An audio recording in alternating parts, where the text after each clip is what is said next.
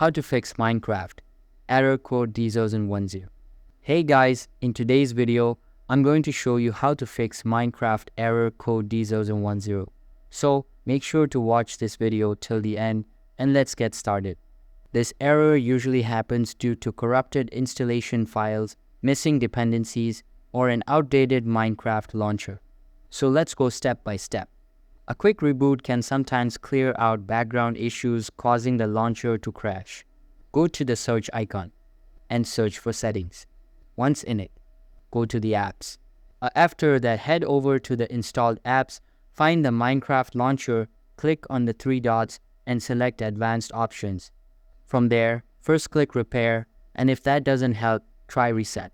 Open the Microsoft Store.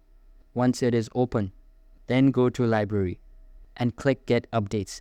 Also go to the search icon again and search for Windows Update and make sure your system is fully up to date.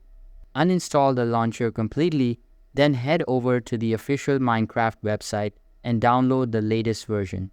Now launch the game and that should fix the D-0010 error. If this helped, make sure to like, subscribe, and hit the bell icon for more quick fixes. That's all for the video and SWWU in the next one.